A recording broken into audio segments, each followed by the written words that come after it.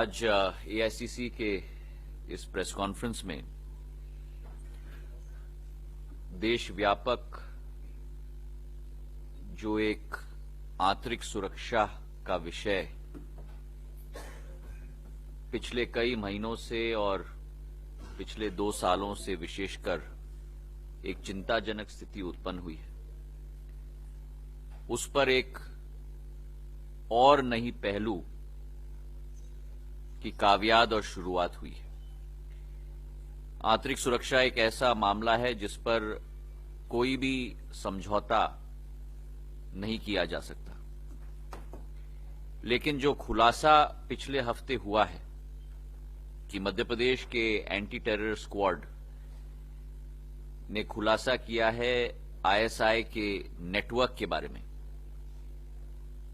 जो भारत में चल रहा है, खास करके मध्य प्रदेश में चल रहा है।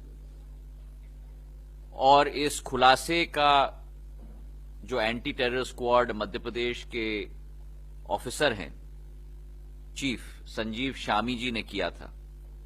ये सूचना जम्मू कश्मीर के सेक्टर आरएस पुरा से मिली थी, जब वहां के गिरफ्तार 2 आतंकवादियों ने यह खुलासा किया था कि मध्य प्रदेश के अंदर से आईएसआई को खुफिया जानकारी भारत की आंतरिक सुरक्षा के बारे में मिल रही है।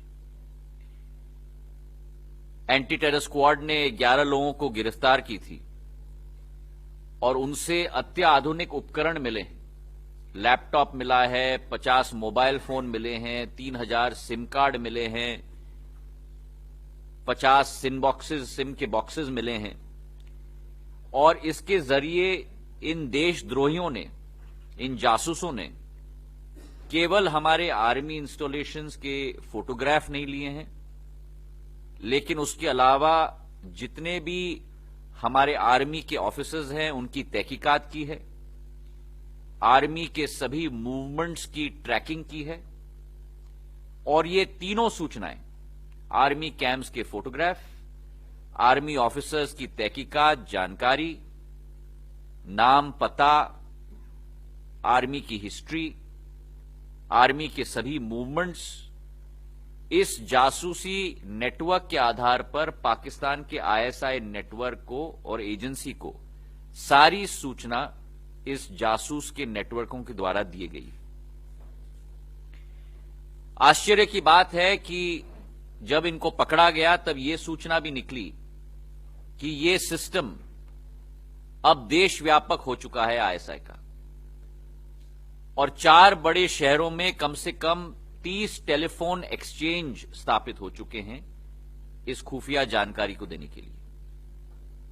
तो जहां एक तरफ ये एक बड़ी चिंताजनक स्थिति देश की आंतरिक सुरक्षा के साथ और बढ़ चुकी है, जिसे सदन के अंदर और सदन के बाहर भी हम लोग पिछले 2.5 साल से उठा रहे हैं, वहीं इस दृश्य का एक और बड़ा पहलू निकला है कि जहां देश की आंतरिक सुरक्षा पर गहरे सवाल उठे हैं, वहीं पहली बार इन राष्ट्रद्रोहियों का ताल्लुकात, रिश्ता देश के बड़े राजनीतिक दल भारतीय जनता पार्टी के साथ पूरी तरह से घुले मिले हुए हैं।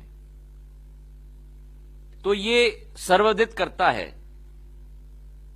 कि भारतीय जनता पार्टी विश्व की पहली पार्टी है, राजनीतिक पार्टी है, जिसके ऊपर एक ठप्पा लग चुका है कि यह एक आईएसआई सर्टिफाइड पार्टी बन चुकी है। और यही है बीजेपी का असली चेहरा, चरित्र और चलन।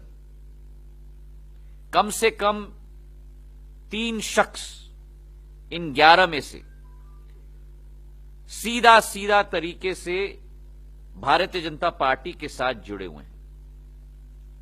पहला शख्स का नाम है ध्रुव सक्सेना, जिसको भोपाल से पकड़ा गया। ये भारतीय जनता युवा मोर्चा का सदस्य रहे हैं और आईटी सेल के संयोजक भी हैं। बीजेपी के प्रांतीय अध्यक्ष इससे पल्ला झाड़ने की बहुत कोशिश कर रहे हैं, लेकिन वास्तविकता यह है कि ये भारतीय जनता पार्टी युवा मोर्चा का संयोजक है आईटी सेल का। सूचना प्रौद्योगिकी के जमाने में सूचना तंत्र के आधार पर, मोबाइल की टेक्नोलॉजी के आधार पर सारे सबूत हमारे सामने हैं। इनके गहरे संबंध भारतीय जनता पार्टी के कई मंत्रियों के साथ रहा है। स्वयं मुख्यमंत्री के साथ इनका चित्र है। बीजेपी के महासचिव कैलाश विजयवर्गीय के साथ इनका चित्र है। और अपने मोहल्ले में, अपने क्षेत्र में ये जाने जाते हैं बीजेपी के कार्यकर्ता के रूप में। और स्वयं जब इनके माता पिता के साथ चर्चा हुई है तो स्वयं उन्होंने बड़े गर्व से भी कहा है कि हां, हमारा परिवार का सदस्य बीजेपी का अहम कार्यकर्ता है। दूसरा शख्स का नाम है जितेंद्र सिंह। यह आरोपी ग्वालियर से पकड़ा गया है और यह भारतीय जनता पार्टी का पार्षद का नजदीकी रिश्तेदार है और वह भी बीजेपी के अनेक मंत्रियों और सदस्यों के साथ इनका भी गहरा रिश्ता है। तीसरा शख्स है बलराम सिंह। बजरंग दल संस्था का यह सदस्य है और यह इस पूरी जासूसी नेटवर्क का पूरी तरह से मास्टरमाइंड है। सारा फंड फ्लो, राशि इन जासूसों को इस शख्स के द्वारा दी जाती थी। जम्मू कश्मीर में आतंकियों को भी राशि इस शख्स के द्वारा दी जाती थी और आईएसआई के द्वारा स्थापित बैंक अकाउंट से विदेशी मुद्रा भी इसी शख्स को दिया जाता था, जासूसों को दिया जाने के लिए। बलराम सिंह ने अनेक बजरंग दल के कार्यकर्ताओं के नाम पर अनेक खाते खोले जिसके आधार पर आईएसआई की राशि इन जासूसों को दिया जाता है। चौथा शख्स है आशीष सिंह राठौर। ये भी सतना के हैं और आशीष सिंह राठौर वीएचपी का कार्यकर्ता है, विश्व हिंदू परिषद का कार्यकर्ता है। तथ्य आज सामने आए हैं कि वीएचपी ने इसे अपनी संस्था से निकाल दिया है, लेकिन वास्तविकता है कि यह वीएचपी का कार्यकर्ता एवं सदस्य रहा है। अब इस पूरे घटनाक्रम से 3 मुद्दे उभर के आते हैं। पहला मुद्दा यह कि जो दल आज देश में राज कर रहा है, जो दल आलोचकों पर राष्ट्रीयता का प्रश्न खड़ा करता है, जो दल राष्ट्रीयता का प्रमाण पत्र व्यक्तियों को वितरित करता है, आज वही दल पकड़ा गया है देशद्रोहियों को पनाह देते हुए। इससे बड़ा प्रश्न हमारे देश के आंतरिक सुरक्षा के मामले में नहीं हो सकता। दूसरा मुद्दा कि बजरंग दल जो राष्ट्रभक्ति के भाषण देता है, उसी बजरंग दल का सदस्य इस पूरे खुफिया तंत्र का मास्टरमाइंड निकला है। और इसका सही मतलब है कि जो मुंह में राम कहते हैं और बगल में छुरी रखते हैं, इसका सबसे बेहतरीन उदाहरण यह निकला है। तीसरा मुद्दा जो बार बार प्रादेशिक स्तर पर और राष्ट्रीय स्तर पर हम मुद्दा रखते हैं कि मध्य प्रदेश में जो आंतरिक सुरक्षा का मामला और जो सरकार की नाकामी रही है, वो आज सब देशवासियों के सामने है। 2013 में सिमी के एक्टिविस्ट खंडवा के जेल से छूटे थे। कुछ महीने पहले भोपाल के राजधानी के जेल से 8 सिमी के एक्टिविस्ट निकल के भागे हैं और प्रदेश सरकार इस पर पूरी तरह से नाकाम हो चुकी है। इनफैक्ट पूर्व आईजी जेल्स जी के अग्रवाल ने प्रदेश सरकार को लिखित पत्र में पूरी तरह से अवलोकन करने के लिए सारे मुद्दे रखे हैं कि किस तरीके से प्रदेश की आंतरिक सुरक्षा पूरी तरह से नाकाम हो चुकी है। लेकिन प्रदेश सरकार को जू भी नहीं सुनाई में दी। और सबसे महत्वपूर्ण कि सारा आईएसआई का नेटवर्क का टेलीफोन एक्सचेंज, पूरा नेटवर्क इनके नाक के नीचे चल रहा है और इनको इसके बारे में कोई सूचना नहीं। तो यह सही होगा अगर हम कहें कि हमारी प्रदेश सरकार मध्य प्रदेश में शायद राम भरोसे ही चल रही है। 5 प्रश्न हम केंद्र सरकार से करना चाहते हैं। पहला प्रश्न, क्या किसी राजनीतिक दल को अपने सदस्यों का बैकग्राउंड चेक नहीं करना चाहिए? और आज राष्ट्रद्रोही अगर किसी राजनीतिक दल के सदस्य पाए जाएं तो क्या उस राजनीतिक दल के विरुद्ध भी कार्रवाई नहीं होनी चाहिए? दूसरा प्रश्न, राष्ट्र स्तर पर आईएसआई नेटवर्क के 500 से ज्यादा कम्युनिकेटर की सूचना हमारे देश की सरकार को मिली है। कानपुर के जो रेल हादसे हुए हैं उसमें भी आईएसआई का हाथ पकड़ा गया है। और इसी के साथ उत्तर प्रदेश के एटीएस ने भी दिल्ली के पंजाबी बाग में छापा मारा था, जिसमें 11 लोग गिरफ्तार हुए जो आईएसआई के खुफिया एक्सचेंज चला रहे थे। क्या भाजपा का कोई ध्यान हमारी देश की सुरक्षा पर नहीं है? चौथा प्रश्न, क्या भाजपा केवल जुमलेबाजी में लगेगी और चुनाव के प्रचार में लगेगी या देश की आंतरिक सुरक्षा का देखभाल कर पाएगी? और पांचवा मुद्दा, इस मामले की तहकीकात और इस मामले की इन्वेस्टिगेशन, हमारी मांग है कि सीबीआई को हैंडओवर किया जाना चाहिए और सुप्रीम कोर्ट मॉनिटर्ड ये प्रोब होना चाहिए।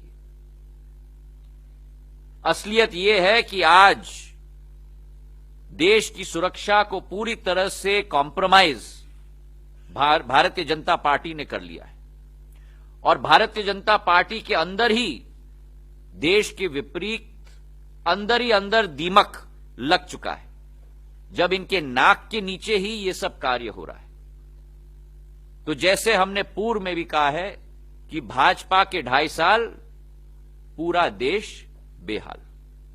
धन्यवाद।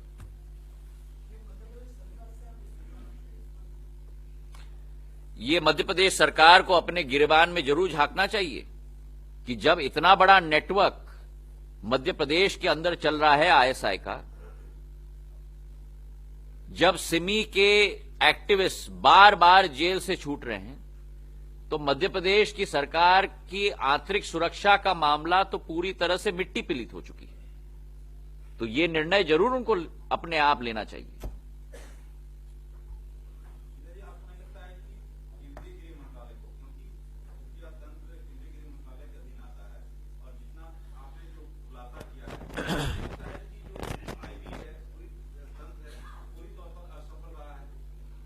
ये तो स्पष्ट है, इसमें कोई दो राय कहां है। और जब हम लोग कह रहे हैं कि जो सूचना मिली है जिन लोगों को गिरफ्तार किया गया है उनसे, कि 4 बड़े शहर हैं जहां ऐसे 30 टेलीफोन के एक्सचेंज स्थापित हैं आईएसआई के, भारत के अंदर ही। और आईएसआई का नेटवर्क, ये भी मैं कहना चाहता हूं कि 12 फरवरी को गृह मंत्रालय का वेबसाइट हैक हो चुका है। ये पहले इतिहास में पहली बार हो रहा है, कभी नहीं हुआ कि भारत का स्वयं गृह मंत्रालय का वेबसाइट हैक हो गया। एनएसजी का वेबसाइट भारत में हैक हो चुका है और उसमें भारत विरोधी कई वक्तव्य छापे गए। तो प्रश्न है कि हमारी सरकार कर क्या रही है, जब नई टेक्नोलॉजी के आधार पर आतंकवादी और राष्ट्रद्रोही तत्व भारत में स्थापित होकर हमारी सरकारी एजेंसी को ही हैक कर रहे हैं। तो यह बड़ा प्रश्न देश के सामने है आज। और यही मुद्दा जो हम पिछले 2.5 साल से उठा रहे हैं कि घटनाएं हो रही हैं जम्मू कश्मीर में, मध्य प्रदेश में, खुफिया तंत्र पाया जा रहा है और यह सरकार रंगे हाथे पाई जा रही है कि कुंभकर्ण की नींद सो रही है। अभी आप आंतरिक सुरक्षा की बात कर रहे हैं। सेना प्रमुख ने जो कश्मीर के बारे में कहा, इस बारे में आपका क्या रिएक्शन है? देखिए, देश की आंतरिक सुरक्षा का मामला एक गंभीर मामला है और इस पे कोई समझौता नहीं हो सकता। लेकिन मैंने पिछले सदन के सत्र में भी कहा था, मासूमों पर अत्याचार भी नहीं होना चाहिए। जो लोग गलत काम में मौजूद हैं उनके विरुद्ध कार्रवाई होनी चाहिए। लेकिन जिस तरीके से बच्चों को अंधा किया गया, उस समय 1 साल पहले की मैं बात कर रहा हूं, जो घटना हुई थी कश्मीर में, मासूमों के विरुद्ध अत्याचार नहीं होना चाहिए। तो यह संयम बरतने की जरूरत है। कोई भी पनाह नहीं देना चाहता है गलत लोगों को। सख्त से सख्त कार्रवाई गलत लोगों के विरुद्ध जरूर होनी चाहिए, लेकिन वो तहकीकात के आधार पर होना चाहिए।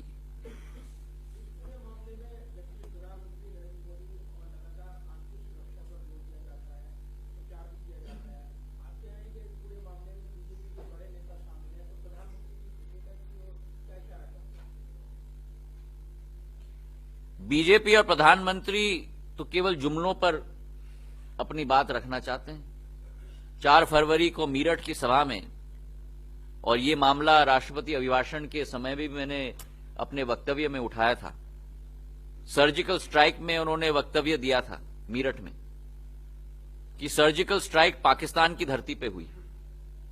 तो आज देश की जनता इस प्रश्न की जवाब चाहती है, क्या पाकिस्तान ऑक्यूपाइड कश्मीर की धरती अब पाकिस्तान की धरती बन चुकी? प्रश्न नंबर 1। और प्रश्न नंबर 2, क्या भारत ने अपना अधिकार पीओके की धरती पर पूरी तरह से अपने हाथों से निकाल दिया है? इन दोनों प्रश्न का जवाब मुझे प्रधानमंत्री के वक्तव्य में मुझे नहीं मिला संसद के पटल में। अनेक मुद्दों पर चर्चा की, पर मेरे सीधे साधे 2 प्रश्नों का जवाब नहीं मिला। तो जुमलेबाजी और भाषणबाजी अलग होती है और जमीनी स्तर पर काम अलग होता है। सर्जिकल स्ट्राइक के बाद भी घुसपैठ पर, सीज फायर वायलेशंस पर सबसे ज्यादा वृद्धि हुई है। 37% वृद्धि 2015 से 2016 में हुई है और खास करके उस सर्जिकल स्ट्राइक के तारीख के बाद 455 सीज फायर वायलेशंस हुए। तो आज देश की सरकार को इन मुद्दों पर बीजेपी को और प्रधानमंत्री को जवाब देना होगा। उत्तर प्रदेश में सर्जिकल स्ट्राइक को भी एक बड़ा मुद्दा बनाया बीजेपी ने। प्रधानमंत्री नरेंद्र मोदी जी अपने भाषण में कहते हैं आंतरिक सुरक्षा का भी मसला मध्य प्रदेश से जुड़ा आपने उठाया है।